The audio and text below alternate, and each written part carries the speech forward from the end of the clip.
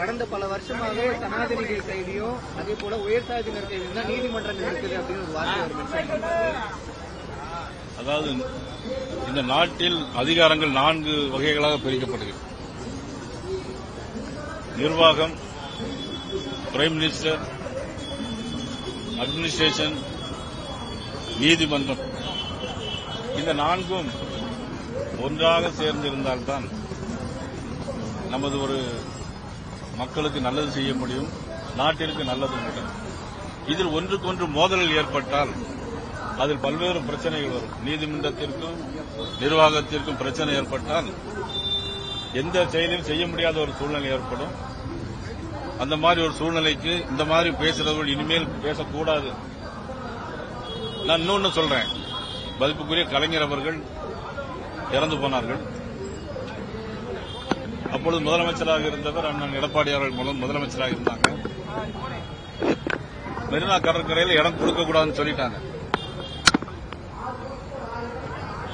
ஏற்கனவே பாட்டாளி மக்கள் கட்சி ஏதோ ஆர்டர் வாங்கி அங்க இருக்கக்கூடாதுன்னு சொன்னதாக ஒரு செய்தி, அது எனக்கு சரியாக நினைவில்லை.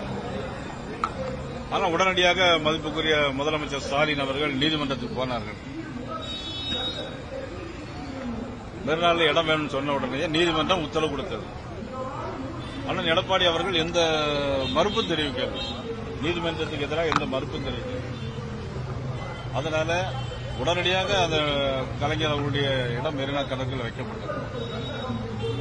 அப்போ உங்களுக்கு ஒரு சாதகமா ஒரு தீர்ப்பு வந்தா ஒன்னு பேசுறீங்க, அல்லது உங்களுடைய வாக்கு வங்கிக்கு ஏதாவது வேண்டும் சொன்னா ஒன்னு பேசுறாங்க. அதுமல்ல நீதிமன்றத்திற்கும் நிர்வாகத்திற்கான மோதல் போக்குகளை தவிர்க்க வேண்டும். நீதிமன்றம் என்ன சொல்றதோ அதை கேட்க வேண்டும். இதுக்கு மேல நான் ஒன்னும் சொல்றதில்லை. கரூர் விவகாரத்தில் நீதிபதி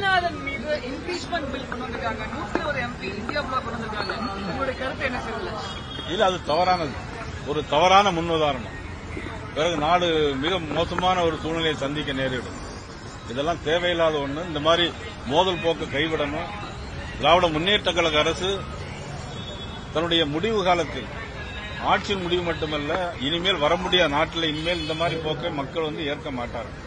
ஒரு தேவையில்லாத ஒரு தனி மனித ஒரு கட்சியினுடைய வாக்கு வங்கிக்காக ஒரு நீதிபதியவே, இதுவரையில் எந்த குற்றமும் இல்லாத ஒரு நீதிபதி, ஒரு குறையே சொல்லாத ஒரு நீதிபதி மீது இந்த மாதிரி சொல்லுது என்பது இது நாட்டிற்கு நல்லதல்ல, அவருடைய பெருந்தன்மைக்கு அழகல்ல.